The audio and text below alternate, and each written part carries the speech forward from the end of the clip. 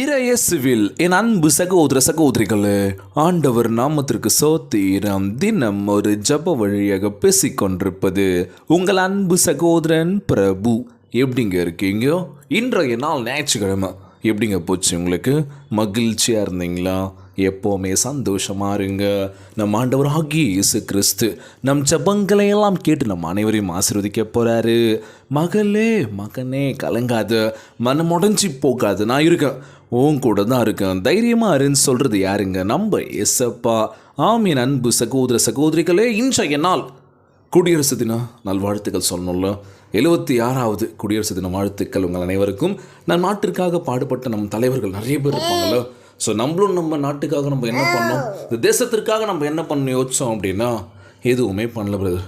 எதனா பண்ணணும் தான் எங்களுக்கு ஆசை, ஆனால் எப்போ பண்ண போகிறோன்னு தெரியல. எங்களுக்காக இல்லைனாலும் நம்ம சமூகத்தின் மாற்றம் வரணும் அப்படின்னா ஏழை எளிய மக்களுக்கு உதவி பண்ணுறது, இல்லாதவர்களுக்கு இது ஹெல்ப் பண்ணுறது, நிறைய விஷயங்கள் இருக்குல்ல.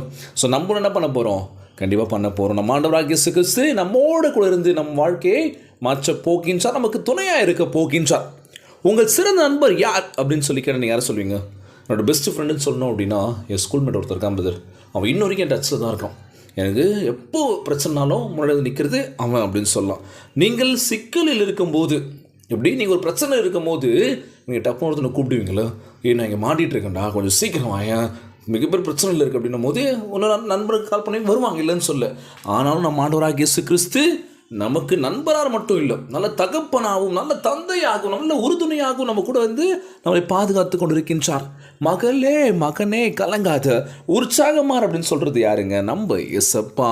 நீங்கள் முழு மனதோடு விசுவசிக்கிறீங்களா அப்படின்னு கேட்டால் என்ன சொல்வீங்க? நிச்சயமாக விசுவசிக்கிறது. ஏசப்பா தான் எனக்கு எல்லாமே. நான் யாருக்கு நான் கண்டுபிடிட்டு அழுகுறேனோ இல்லையோ, ஆண்டவருக்கு தெரியும். நான் அவர் முன்பாக ஒவ்வொரு நாளும் கண்டுபிடிச்சு ஜெபிக்கிறேன், என் வாழ்க்கையை மாற்ற மாட்டேறா அப்படின்னு சொல்லி நிச்சயமாய் நம் வாழ்க்கை நிலைமை மாற்ற போகின்றார். மகளே மகனே கலங்காத. இன்றைய நாள் நம் ஆண்டவராகிய இயேசு கிறிஸ்து அழகான வேத வார்த்தையை கொடுத்திருக்கின்றார். ஏசாயா 41 இறை திருவசனம் 10 எடுத்து வச்சு பாருங்களேன். நீ பயப்படாதே, நான் உன்னோடு இருக்கின்றேன், திகையாதே, நான் உன் தேவன், நான் உன்னை பலப்படுத்தி உனக்கு சகாயம் பண்ணுவேன், என் நீதியின் வலக்கரத்தினால் உன்னை தாங்குவேன். பார்த்தீங்களா? நீ பயப்படாத, நான் உன் கூட தான் இருக்கேன், திகையாத, நான் உன் கடவுள். பார்த்தீங்களா? இன்றைய நாளில் நம்ம ஆண்டவராகிய இயேசு கிறிஸ்து எதுக்கு நீ பயப்படுற? ஏன் பயப்படுற? பார்த்துக்கலாம், என்ன நடந்துட போகுது, தைரியமாக முன்னோக்கி போ. எதுக்கு நீ பின்வாங்குற? பிரதர் பயமாக இருக்குது பிரதர், எந்த ஒரு விஷயத்தையும் என்னால் தைரியமாக நான் எடுக்க முடியல பிரதர், பதட்டமாகவே இருக்குது. இன்னும் நான் எப்போ நான் முடிவு எடுக்க போகிறேன் வாழ்க்கையில்? நான் எப்போ நான் ரிஸ்க் எடுக்க போகிறேன் வாழ்க்கையில்? இல்லை இப்படியே போயிடுமா என் வாழ்க்கை? குழப்பத்துக்குள்ளே நம்ம வாழ்ந்துட்டுருக்கோம்ல. நான் வாழ்க்கையில் நல்லா வரணும்னு நினச்சிட்ருக்கேன் பிரதர். என்னோடய கனவுகள்லாம் நிறைய லிஸ்ட்டு போட்டுருக்கு. ஆனால் நான் வெளியில் வரணும், நான் ஒண்டியாக நிற்கணும் அப்படின்னும் போது ரொம்ப கஷ்டமாக இருக்குது, பயமாக இருக்குது. ஐயோ நான் இறங்கிட்டேன் அப்படின்னா எங்கே நான் தோற்றுருவனோ, எங்கே நான் கீழே விழுந்துருவோன்னு பயமாக இருக்குது பிரதர். என் வாழ்க்கையில் நான் ரிஸ்க் எடுக்க முடியாதா? இல்லை இப்படியே போயிடுமா? பயத்தோடவே வாழ்க்கை போயிடுமான்னு சொல்லி இன்னைக்கு எத்தனையோ இளைஞர்கள், இளம் பெண்கள் ரிஸ்க் எடுக்கிறதுக்கு பயப்படுறோம்ல. இன்னைக்கு எத்தனையோ தோல்விகள் வாழ்க்கையிலோ. ஆமாம் பிரதர், நான் ரிஸ்க் எடுத்தேன் வாழ்க்கையில். ஆனால் இப்போது ஏன் தான் நான் ரிஸ்க் எடுத்தேன்னு தெரியாமல் யோசிச்சுட்ருக்கேன். எதுவுமே இல்லாமல் ஒன்றுமே இல்லாமல் நிற்கிறேன் பிரதர். உதாரணத்துக்கு சொல்லணும் அப்படின்னா, கை நிறைய நகை, பாக்கெட்டில் பணம் அப்படி இருந்தால் தான் சுற்றி உள்ள உறவுகள் கூட நல்லா இறுக்கமாக இருக்காங்க.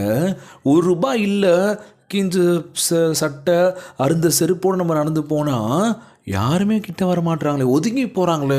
அப்போ என்னென்னு தோணும் அப்படின்னா, இருக்கும்போது தான் உறவுகளும் நண்பர்களும் சுற்றி இருப்பாங்களா, இல்லாத போது நேசிக்க யாருமே இல்லையா? யோசனை வருதுல்ல. ஏன் ஆண்டவரே இந்த நிலைமை? இருக்கும்போதும் சரி இல்லைனாலும் சரி உறவுகளுக்குள்ளே அன்பை ஷேர் பண்ணோம்ல.